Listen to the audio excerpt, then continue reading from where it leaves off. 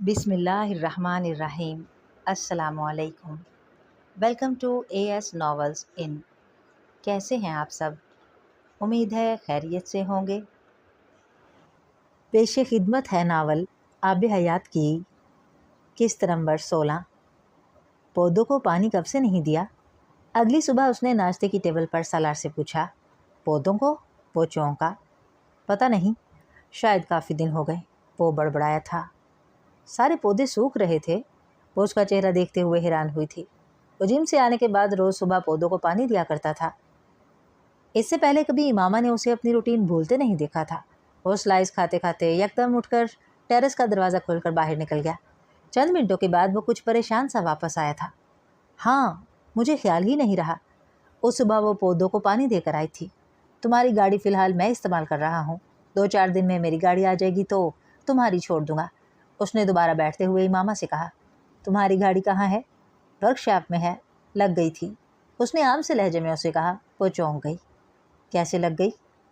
پتہ نہیں کیسے لگ گئی، میں نے کسی گاڑی کے پیچھے مار دی تھی، وہ کچھ معذرت خواہانہ انداز میں اسے بتا رہا تھا۔ وہ اس کا چہرہ دیکھتی رہی۔ وہ سلائس پر مکھن لگا رہا تھا۔ وہ ایکسپرٹ ڈرائیور تھا اور یہ ناممکن تھا کہ وہ کسی گاڑی کو پیچھے سے ٹکر مار دے۔ گھر میں آنے والی دراڑیں مرد اور عورت پر مختلف طریقے سے اثر انداز ہوتی ہیں۔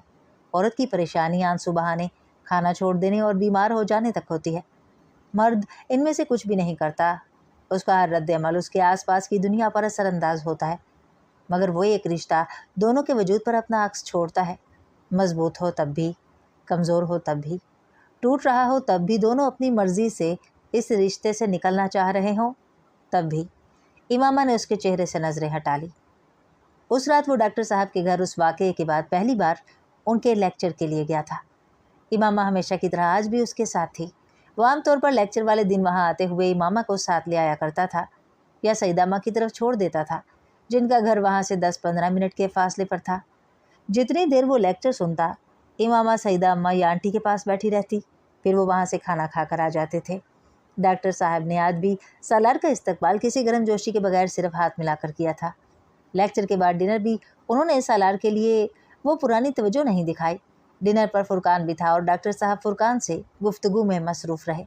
سالار سے ہونے والی تھوڑی سی بات چیت آنٹی نے کی تھی۔ سالار سے زیادہ اس رات اس رویے کو امامہ نے محسوس کیا تھا۔ اس نے ڈاکٹر سبط علی کی کسی کے لیے ایسی خفگی پہلی بار دیکھی تھی۔ وہ خفگی اس کی وجہ سے اور اس کے لیے تھی۔ اس کے باوجود امامہ کو ان کا رویہ یا سالار کو نظر انداز کرنا بری طرح چبھا تھا۔ واپس آتے ہوئے وہ پریشان تھی۔ ابو، آپ سالار سے اچھی طرح بات کیوں نہیں کرتے؟ امامہ اگلے دن سپہر کو ڈاکٹر سبط علی کے آفس سے آنے کے بعد ان کے گھر آئی تھی۔ کیسے بات کرنی چاہیے؟ وہ بے حد سنجیدہ تھے۔ جیسے آپ پہلے بات کرتے تھے۔ پہلے سالار نے یہ سب کچھ نہیں کیا تھا، اس کے بارے میں مجھے بڑی خوش گمانیاں تھیں، وہ مدھم آواز میں بولے۔ ابو، وہ برا نہیں ہے، وہ بہت اچھا ہے، میری غلطی تھی ورنہ شاید بات اتنی نہ بڑھتی۔ وہ بہت عزت کرتا ہے میری، بہت خیال رکھتا ہے، لیکن اب یہ سب ہونے کے بعد وہ بہت پریشان ہے۔ وہ سر جھکائے وضاحتیں دے رہی تھی۔ اب جب اسے اس طرح اگنور کرتے ہیں تو مجھے بہت ہتک محسوس ہوتی ہے۔ وہ یہ سلوک تو ڈیزرو نہیں کرتا۔ فرقان بھائی کے سامنے کتنی بے عزتی محسوس ہوتی ہوگی اسے۔ وہ بے حد رنجیدہ تھی۔ ڈاکٹر سبط علی بے ساختہ ہنس پڑے۔ امامہ نے نظریں اٹھا کر دیکھا۔ میں جانتا ہوں سالار برا آدمی نہیں ہے، وہ پریشان اور نادم ہے۔ میں یہ بھی جانتا ہوں کہ قصور اس کا زیادہ نہیں ہے اور میرا اس کے ساتھ رویہ آپ کو برا لگتا ہوگا۔ وہ حیرانی سے ڈاکٹر سبط علی کا چہرہ دیکھنے لگی۔ بیٹا، میں آپ کو اسی بات کا احساس دلانا چاہتا تھا۔ مرد جب غصے میں گھر چھوڑ کر جاتا ہے تو وہ جیسے جاتا ہے ویسے ہی آ جاتا ہے۔ اس کے گھر سے جانے پر اس کی اپنی عزت پر حرف آتا ہے، نہ اس کی بیوی کی عزت پر حرف آتا ہے۔ لیکن عورت جب غصے میں گھر سے نکلتی ہے تو اپنی اور مرد دونوں کی عزت لے کر باہر آ جاتی ہے۔ وہ واپس آ جائے تب بھی مرد کی اور عورت دونوں کی عزت ختم ہو جاتی ہے۔ جھگڑا ہوا تھا، کوئی بات نہیں، اس نے غصے میں برا بھلا کہا، جانے کا کہہ دیا۔ اب گھر کے کسی دوسرے کمرے میں چلی جاتی، وہ ہاتھ پکڑ کر تو نہیں نکال رہا تھا۔ صبح ہوتی اس کا غصہ ٹھنڈا ہو جاتا، 1 آدھ دن میں بات ختم ہو جاتی، اتنا بڑا مسئلہ نہ بنتا۔ وہ رسانیت سے اسے سمجھا رہے تھے۔ مرد کے دل میں اس عورت کی عزت کبھی نہیں ہوتی جسے چھوٹی چھوٹی باتوں پر گھر کی دہلیز پار کرنے کی عادت ہو، اور یہ دوسری بار ہوا ہے۔ उसने चौंक कर डॉक्टर साहब को देखा। वो मुस्कुरा रहे थे। याद है शादी के दूसरे दिन भी आप नाराज़ होकर सईदा अम्मा के पास रह गई थी। इमामा ने नादिम होकर सर झुका लिया। उसे ये वाक़या याद नहीं रहा था।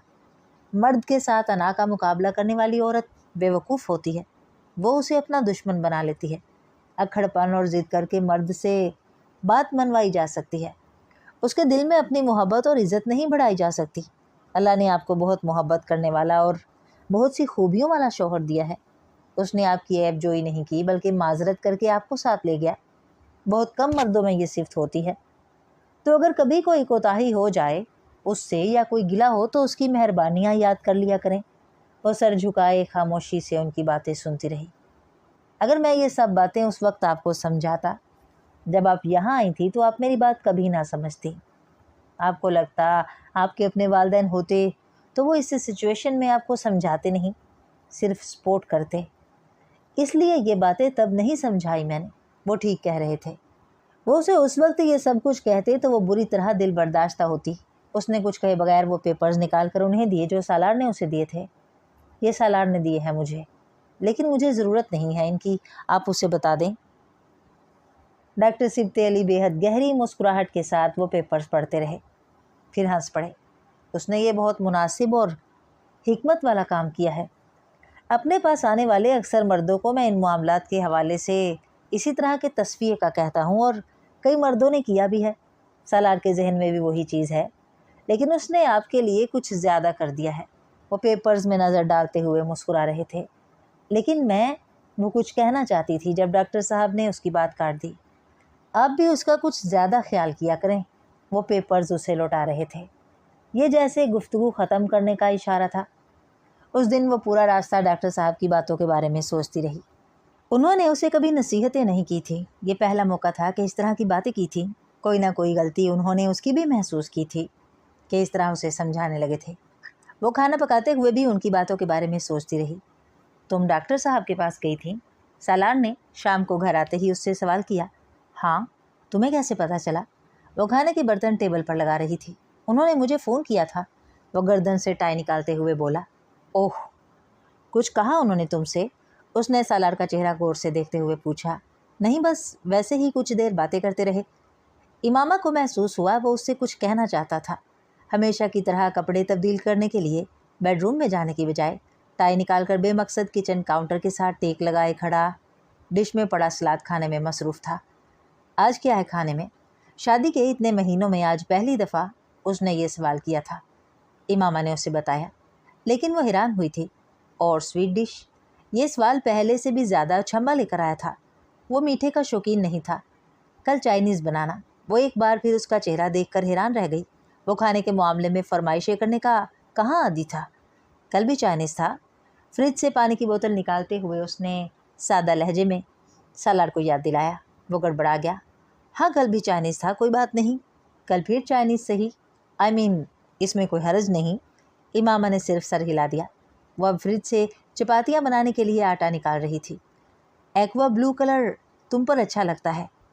वो फ्रिज का दरवाज़ा खोले जैसे करंट खाकर पलटी थी। उसने बेहद हैरत से सालार को देखा। एक्वा ब्लू नहीं है ये। उसकी आंखों के तासुर ने उसे गड़बड़ा दिया था। सालार, तुम्हारे साथ क्या मसला है? इमामा ने कहा। क्यों, क्या हुआ? मुझे लगा ये एक्वा ब्लू है। ये एक्वा ब्लू ही है, इसलिए तो पूछ रही हूँ कि मसला क्या है। वो उसकी बात पर बेख्तियार हंस पड़ा। फिर कुछ कहे बगैर वो आगे बढ़ा और उसे साथ लगा दिया। Just wanted to thank you. सिर्फ तुम्हारा शुक्रिया अदा करना चाहता था, इमामा ने उसे कहते सुना। वो जानती थी वो किस चीज़ के लिए शुक्रिया अदा कर रहा था। And I am really really sorry, I mean it. वो अब दोबारा माजरत कर रहा था। आई नो, उसने मध्यम आवाज़ में कहा। I love you. इमामा का दिल भर आया। उनकी शादीशुदा ज़िंदगी में सिर्फ पिछले 10 दिन ऐसे थे जिसमें उसने एक बार भी सालार से ये जुमला नहीं सुना था। पहले डॉक्टर सिब्ते अली के घर पर होने की वजह से दोनों के दरमियान राब्ता नहीं था, और बाद में शायद सालार ने उससे ये कहने की हिम्मत नहीं कर पा रहा था। वो अगर उससे फ़ोन पर ये नहीं कह पाता था तो फिर SMS पर कुछ ना कुछ लिख कर भेजता रहता था।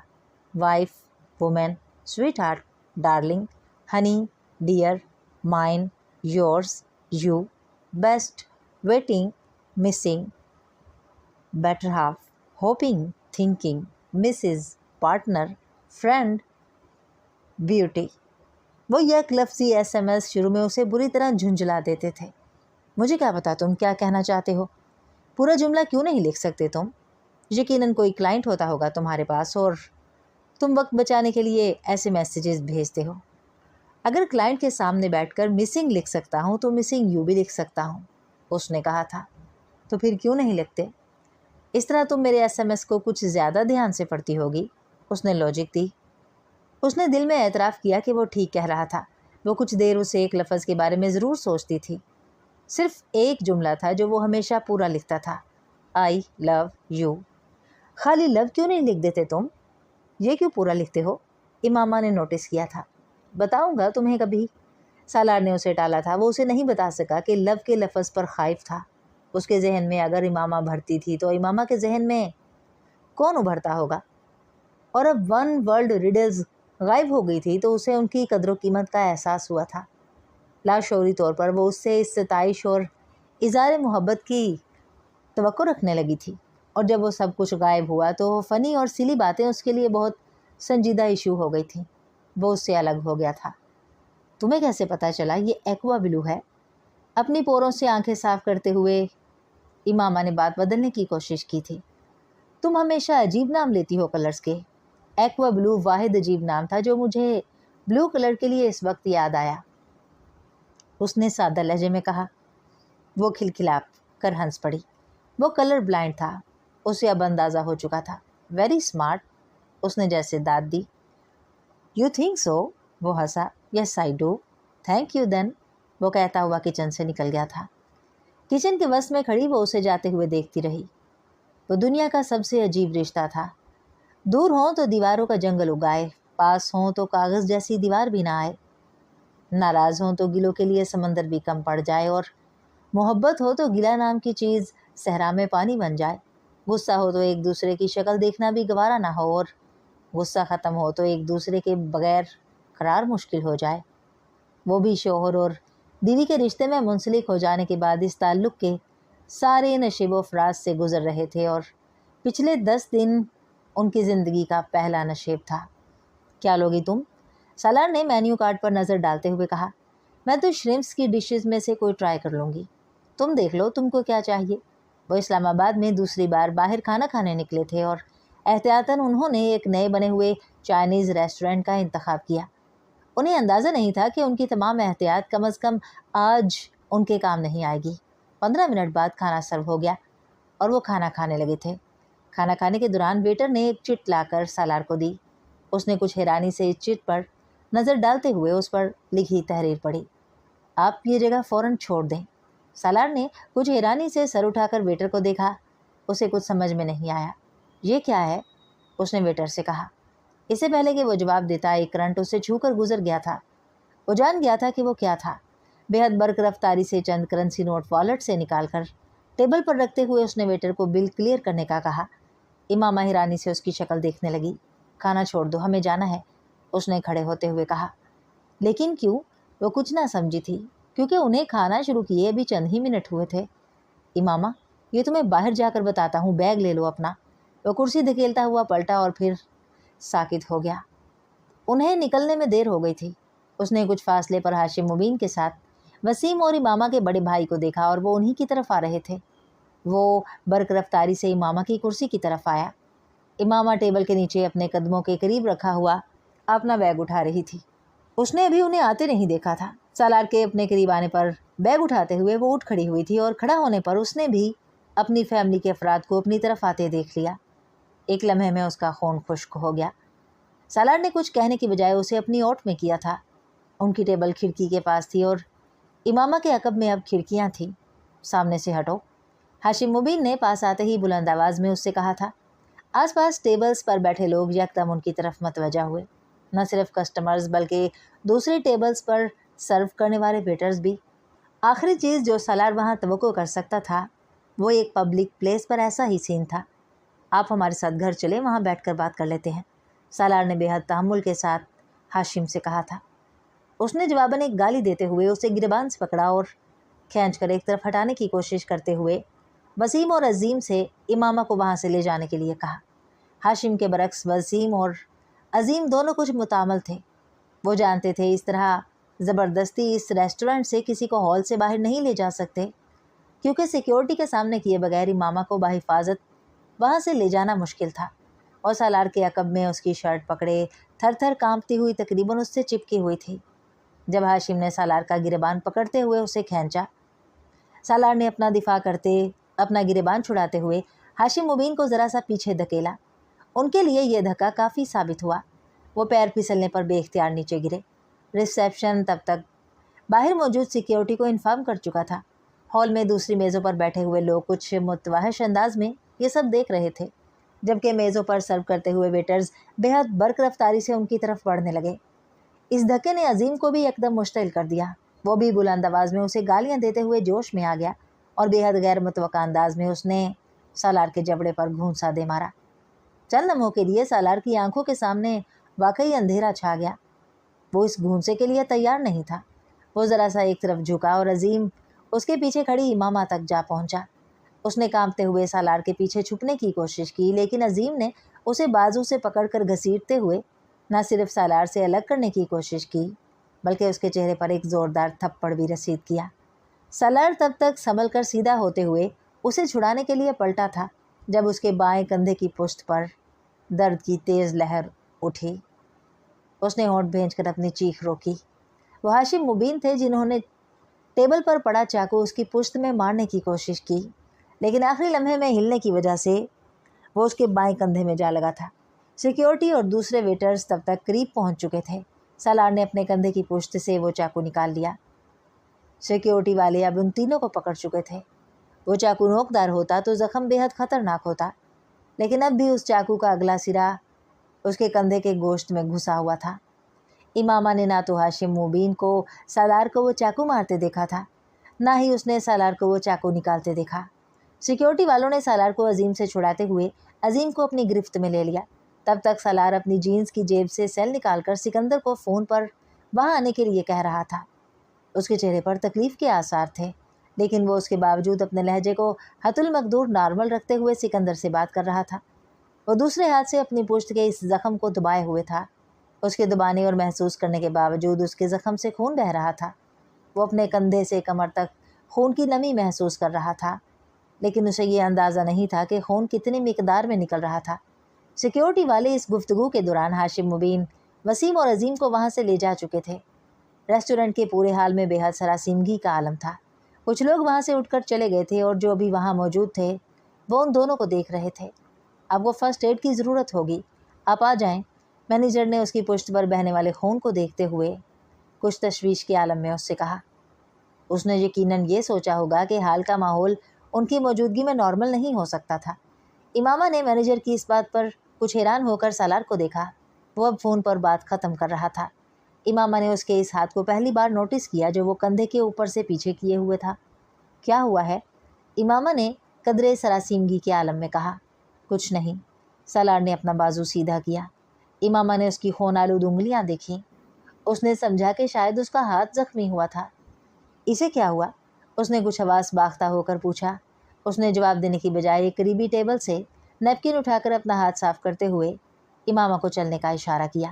مینیجر اور سیکیورٹی کے چند لوگوں کے ساتھ چلتے ہوئے وہ مینیجر کے کمرے میں آ گئے۔ وہ پولیس کو کال کر چکا تھا، اور اب وہ پولیس کے آنے تک انہیں وہاں روکنا چاہتا تھا، لیکن سالار زخمی تھا اور اسے فرسٹ ایڈ دینی ضروری تھی۔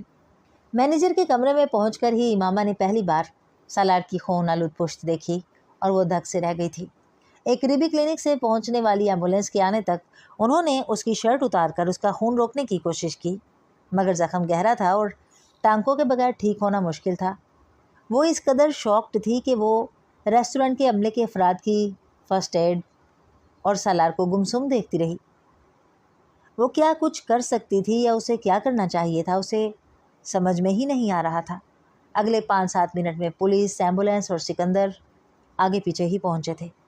سکندر کے آتے ہی سالار نے امامہ کو گھر کی بجائے فوری طور پر کہیں اور بھیجنے کے لیے کہا۔ سکندر خود سالار کو ہاسپٹل لے کر جا رہے تھے، چاہنے کے باوجود وہ سالار سے یہ نہیں کہہ سکی کہ وہ اس کے ساتھ جانا چاہتی ہے۔ سکندر نے اسے فوری طور پر اپنے بڑے بھائی شاہ نواز کے گھر ड्राइवर और पुलिस की सिक्योरिटी में भिजवा दिया था। शाहनवाज की फैमिली घर पर नहीं थी। उजलत में उन्होंने नौकरों को इमामा का ख्याल रखने की ताकीद की और सिकंदर की तरफ चले गए। वो बुत की तरह आकर गेस्ट रूम में बैठ गई। उसे सब कुछ एक भयानक ख्वाब की तरह महसूस हो रहा था। सालार को किसी ने चाकू के साथ जख्मी किया था। ये उसने सुन लिया था, मगर ये उसके बाप ने किया था या भाइयों में से किसी ने, ये वो नहीं जान सकी थी। रेस्टोरेंट की सिक्योरिटी ने हाशिम, वसीम और अजीम को पुलिस के आने तक एक कमरे में बंद कर दिया था, और उसके बाद अब आगे क्या होने वाला था, उसे सोचते हुए अपना वजूद मफलूज होता हुआ महसूस हो रहा था। उसे भी आए हुए 5 मिनट ही हुए थे कि सालार की कॉल आई। तुम पहुंच गई हो? उसने इमामा की आवाज़ सुनते ही कहा। हाँ, तुम कहाँ हो? अभी क्लिनिक पर हूँ, सालार ने उसे कहा। और अब्बू? पापा मेरे साथ हैं। सालार ने उसके लफ्ज़ों पर गौर नहीं किया था। मैं अपने अब्बू का पूछ रही हूँ, इमामा ने बेसाख्ता कहा। वो चल लम्हे कुछ बोल नहीं सका। उसे ना चाहते हुए भी इस वक्त इमामा की हाशिम के बारे में तशवीश बुरी लगी। वो तीनों पुलिस कस्टडी में हैं। यहाँ से फारिग होकर अब हम वहाँ जाएंगे। इमामा का दिल डूब गया। बाप और भाइयों के हवालात में होने के तसव्वुर ने चंद लम्हों के लिए उसे सालार के ज़ख्मी होने के बारे में बिल्कुल लापरवाह कर दिया था। सालार, प्लीज़ उन्हें माफ़ कर दो और रिलीज़ करवा दो। सिकंदर इस वक्त उसके पास थे। वो इमामा से कुछ नहीं कह सका, लेकिन वो खफा हुआ था। वो उससे ज़्यादा अपनी फैमिली के लिए परेशान थी। वो ज़ख्मी था, लेकिन उसने ये तक पूछने की जहमत नहीं की कि वो अब कैसा है और उसकी बैंडेज हो गई या ज़ख़म गहरा तो नहीं था। मैं तुमसे बाद में बात करूँगा। उसने कुछ कहने की बजाय फ़ोन बंद कर दिया। क्लिनिक में उसके चेकअप और बैंडेज में 1 घंटा लग गया था। खुशकिस्मती से उसकी किसी रग या शरियान को नुकसान नहीं पहुंचा था।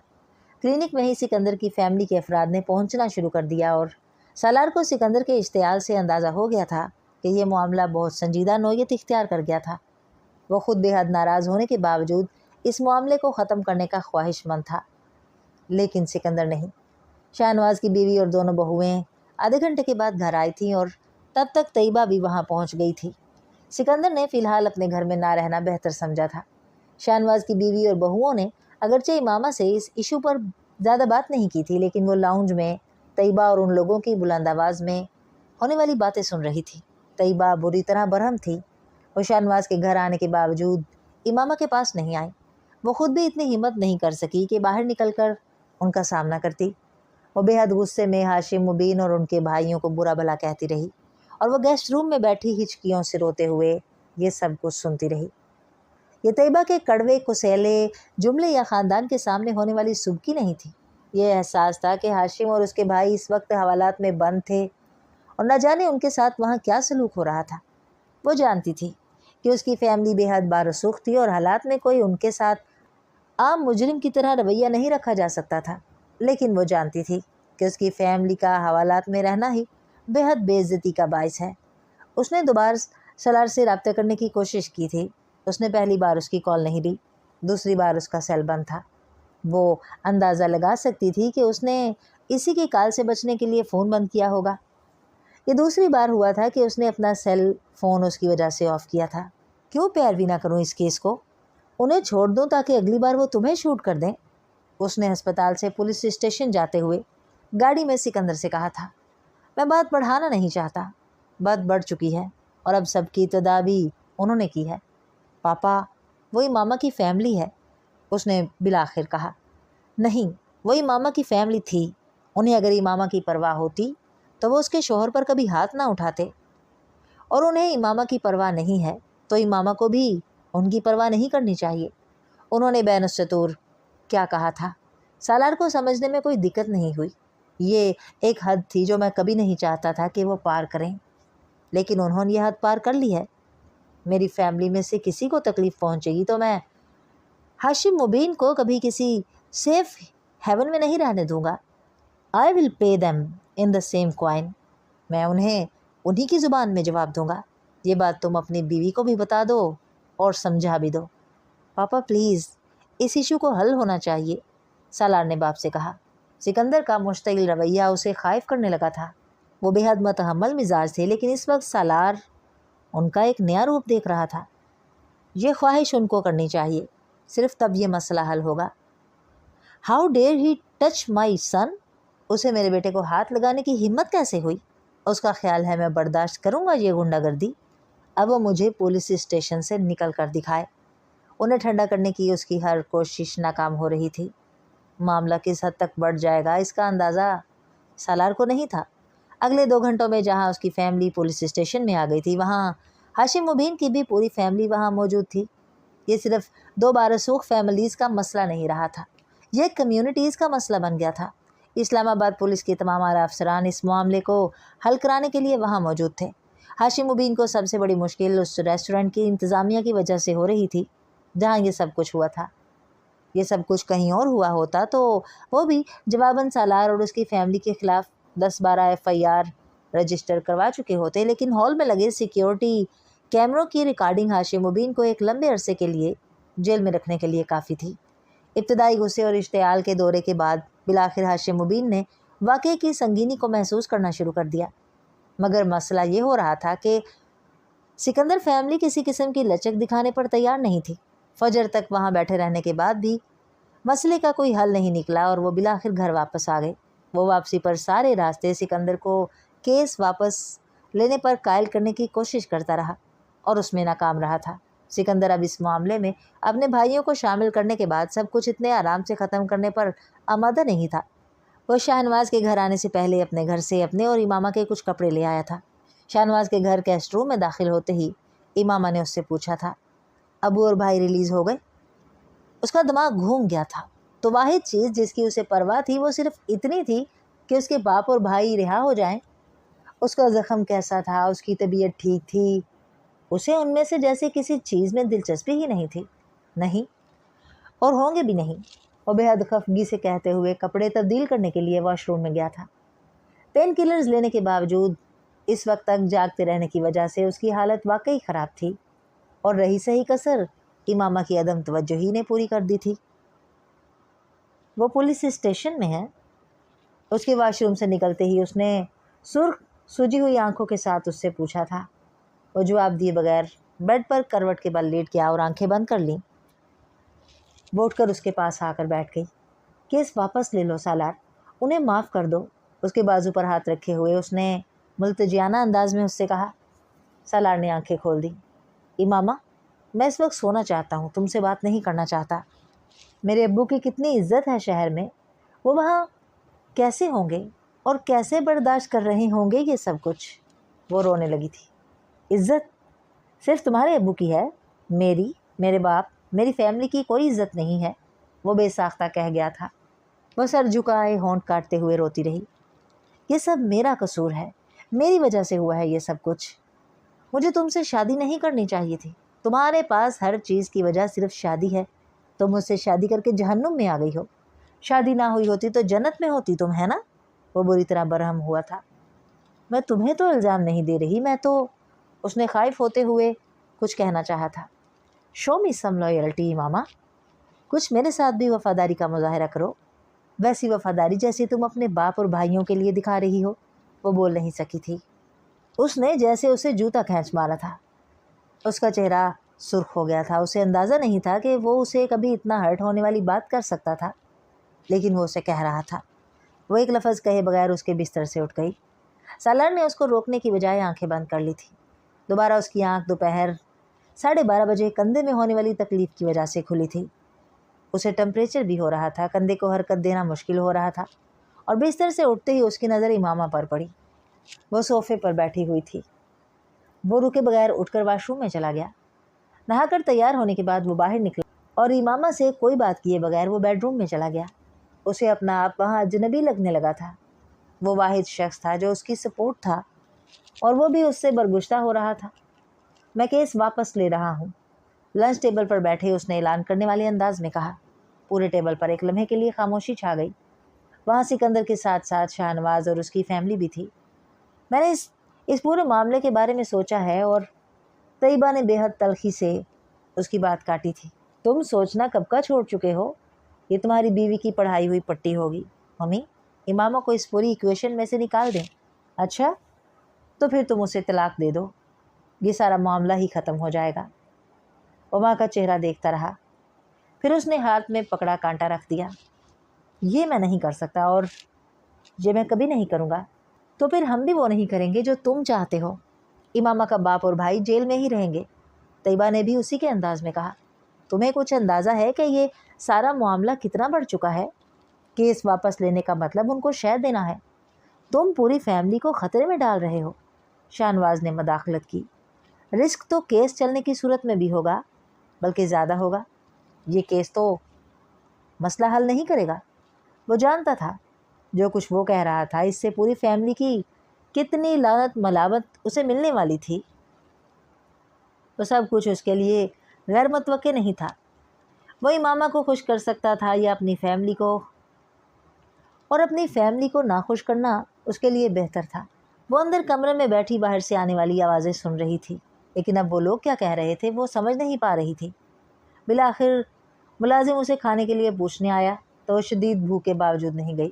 وہ لنچ ٹیبل پر بیٹھنے کی اس وقت ہمت ہی نہیں رکھتی تھی۔ اسے بھوکا مرنا زیادہ بہتر تھا۔ اور رات کے 9 بجے تک اسی طرح کمرے میں بیٹھی رہی۔ سالار کا کوئی اتا پتہ نہیں تھا، کوئی کال، کوئی میسیج نہیں۔ وہ صوفے پر بیٹھی تھکن کے عالم میں کب سو گئی اسے اندازہ نہیں ہوا۔ رات گئے اس کی آنکھ سالار کے کندھا ہلانے پر کھلی تھی۔ وہ ہڑبڑا گئی تھی۔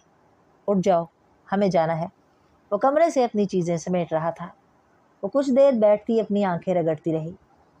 کیس واپس لے لیا ہے میں نے، تمہاری فیملی ریلیز ہو گئی ہے۔ وہ ٹھٹکی تھی۔ وہ بیگ کی زپ بند کر رہا تھا۔ کسی نے جیسے امامہ کے کندھوں سے منو بوجھ ہٹایا تھا۔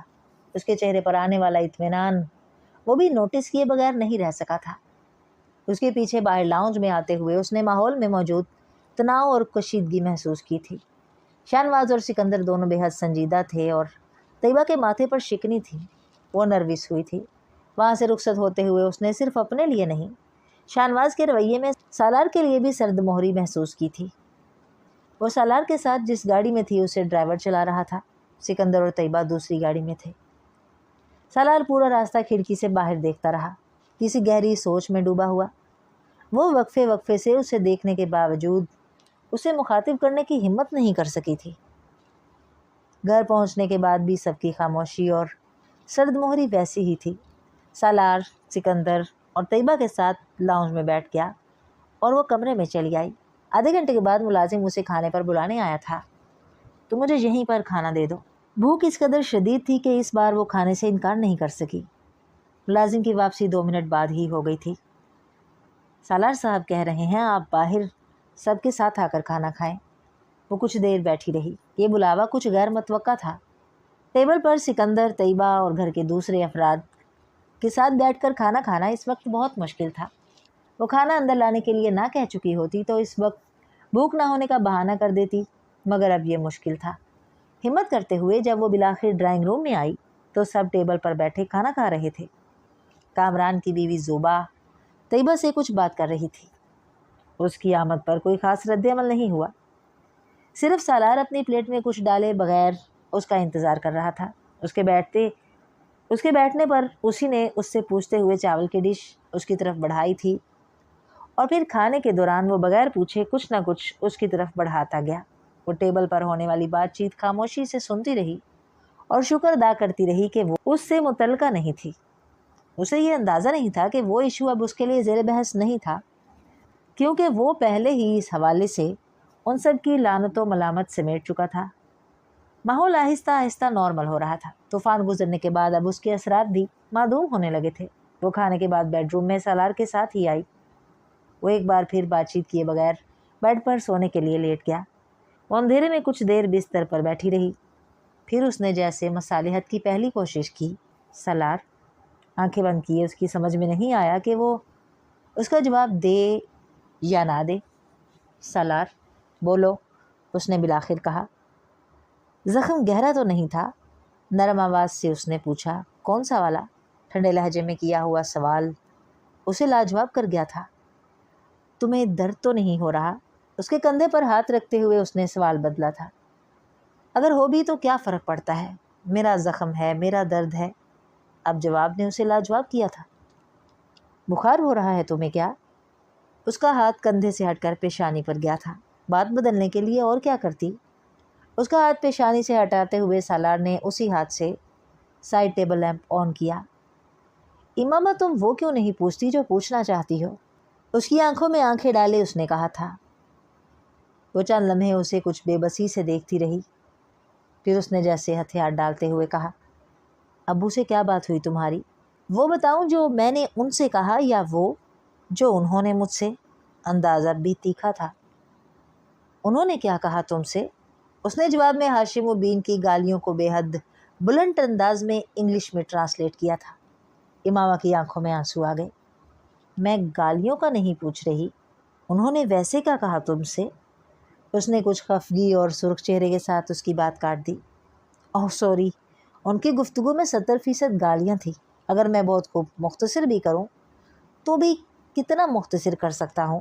بہرحال باقی باتوں میں انہوں نے مجھے کہا کہ میں سور ہوں لیکن کتے جیسی موت مروں گا، اور جو کچھ میں نے ان کی بیٹی کے ساتھ کیا ہے وہ میری بیٹی اور بہن کے ساتھ ہو، اس کے لیے وہ خصوصی طور پر دعا یا بد دعا فرمائیں گے۔ تمہارے لیے بھی ان کے کچھ پیغام ہے لیکن وہ اس قابل نہیں ہے کہ میں تمہیں دوں۔ یہ تھی ان کی گفتگو۔ وہ نم آنکھوں سے گونگ بیٹھی اس کا چہرہ دیکھتی رہی۔